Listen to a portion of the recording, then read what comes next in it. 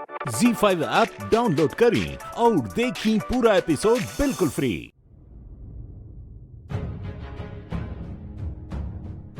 काजल दीदी, हम जया के लिए कितना परेशान हैं और आप है कि पाउडर लिपस्टिक लगावा थी। चंदा तो बहुत ज्यादा ही सोचत हो। जॉन कुछ भी होके रहल तो हो चुकन। अब जाए भी दाओ बात के। कैसे जाए नहीं दीदी, अम्मा जी ये तरह से जया के कैसे भेज सकत है, वो बिना किसी के बतौले।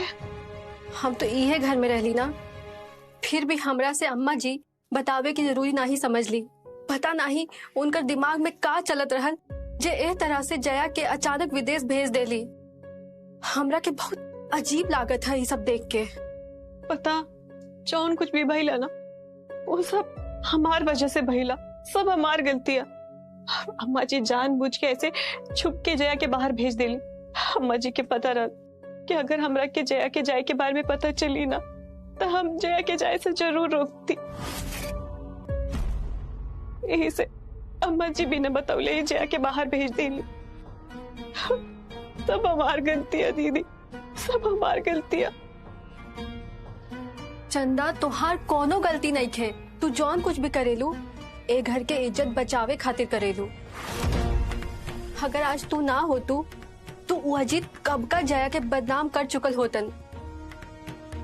आज तोरे वजह से जया बदनाम होके से बच गई हा। लेकिन दीदी इस सब के चक्कर में जॉन माधव बाबू हमरा से नाराज हो गई ने होकर का। उनका के तो अभी भी ये लागत है कि जॉन कुछ भी पहले सब में हमारी गलती है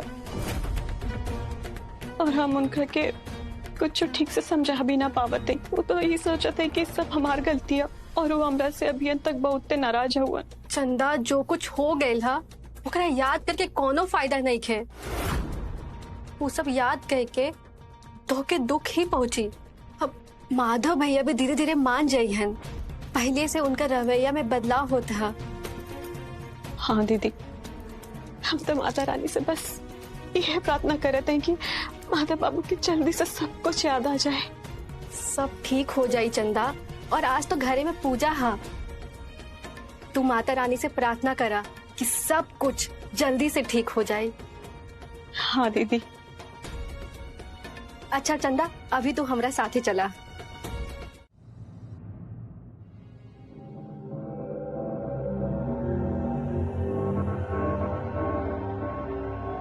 डॉक्टर साहब, बहन कब तक ठीक हो जाएंगी? उन्हें ज्यादा चोट तो नहीं आई है ना? देखिए, चोट तो आई है, सर पर गहरी चोट है और पैर में भी फ्रैक्चर है। कुछ दिन तक इन्हें चलने फिरने मत दीजिएगा। बहन आप चिंता मत कीजिए, आप जल्दी ठीक हो जाएंगी। हम ईश्वर से प्रार्थना करेंगे कि आप जल्द से जल्द ठीक हो जाएं। पहले से दर्द कुछ कम हुआ? बोलो ना, दर्द पहले से कुछ कम हुआ?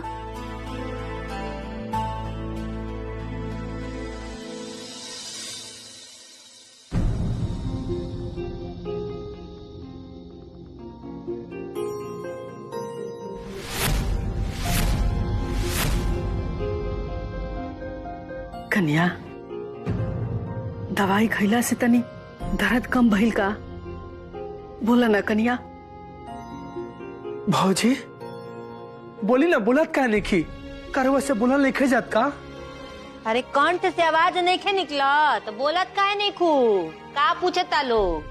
दर्द कम भइल? डॉक्टर साहब, कुछ हो गया है क्या बहन को? ये कुछ बोल क्यों नहीं रही हैं? सर पर चोट लगने की वजह से हो सकता है बोलने की शक्ति चली गई हो। बोलने की शक्ति चली गई हो।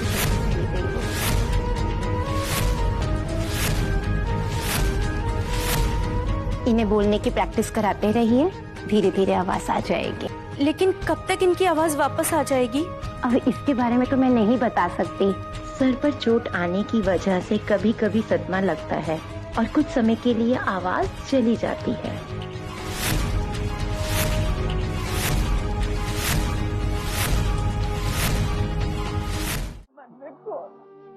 माई, तरह से सच बताई, हमारे लगे कोनो ऐसा कारण नहीं है जो तारा पर हम विश्वास कर सके।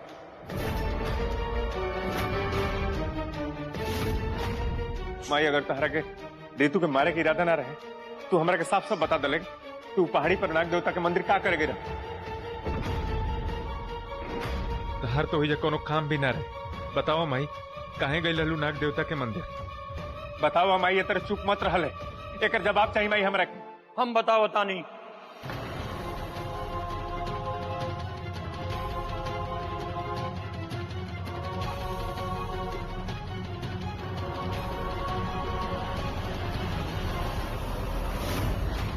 पंडित जी,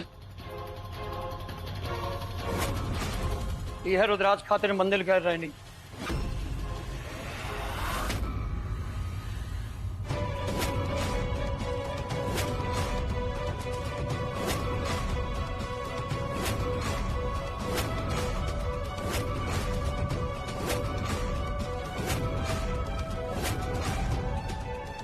पंडित जी, ये रुद्राक्ष तो हमने के परिवार के आवे और ये हमने के खानदानी के जिन चिन्ह बटे ये रुद्राक्ष के माला में भी लागल बटे।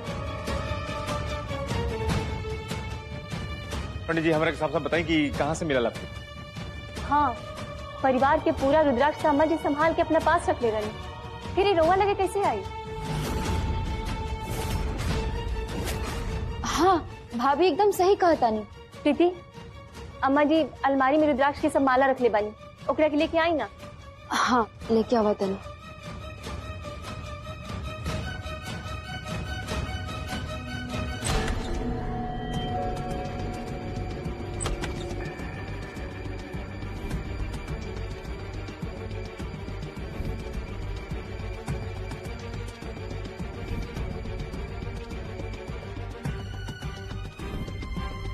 पंडित, ये सब रुद्राक्ष बा। 1 2 3 4 5 6 7 घर में जितना लोग बाड़े उतना रुद्राक्ष बा। पंडित जी, तब रउआ लगे ये एगो रुद्राक्ष कैसे आ गई?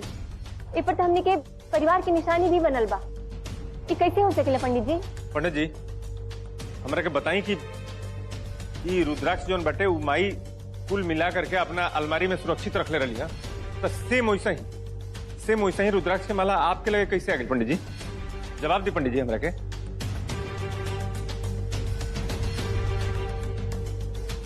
मतलब कि तुम लोग मजली दुल्हन का झूठी कहानी सुन के ऊपर विश्वास करके श्यामा के घर से बाहर निकाल देला। अरे बाहर का निकलवा देला, फेंकवा देला तुम लोग बाहर। वो समय जो इसमें निखिल के कोनो होशे नहीं थे, समझ में नहीं किया बाबूजी की आदमी अपन जिम्मेदारी कैसे भुला जाला। अपनी पत्तों का अपनी घर की प्रतिष्ठा का आदमी ध्यान रखेला। वो समय जब ओकरी पति के कोनो समस्या हो गई धोखे, लेकिन ये जानी तो गंगा उल्टा बहत है बाबूजी। आश्चर्य बाबू। ठीक कहा था राजीव, हमने से भारी गलती हो गई बा। चलिए बाबूजी, कम से कम ये बात कि आपके एहसास तो भाई बाबूजी देरी भाई बा, लेकिन दुरुस्त करे के पड़ी मन के। हम जातन या श्यामा के ढूंढ के लेके आवतनी बाबूजी शाम तक।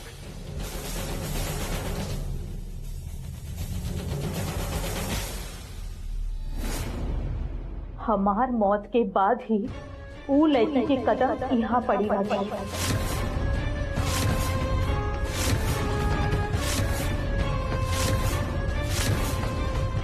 जब से उपलक्ष्मी के कदम ही घर में पड़ा था, सपना में भी हम सुख कबो नहीं थे देखे।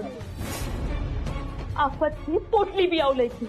हर मुसीबत के जड़ हमार निखिल के, हमार बबुआ के आज जौन दुर्दशा बानू, उस सब के जिम्मेदार भी सिर्फ और सिर्फ हुलई की बिया।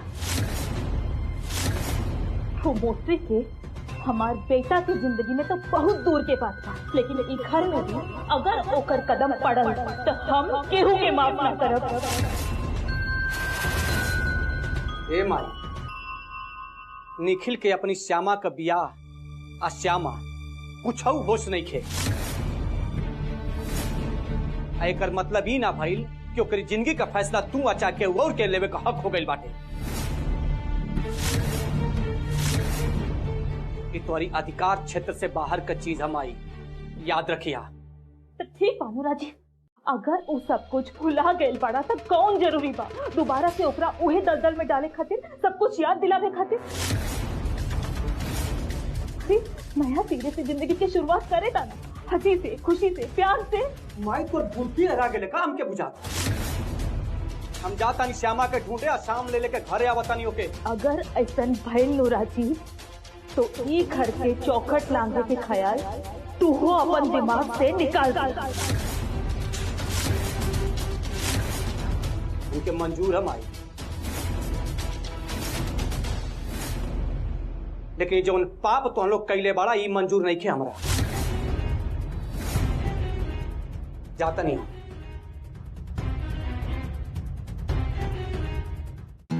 ZEE5 ऐप डाउनलोड करें और देखें कुल एपिसोड एकदम फ्री।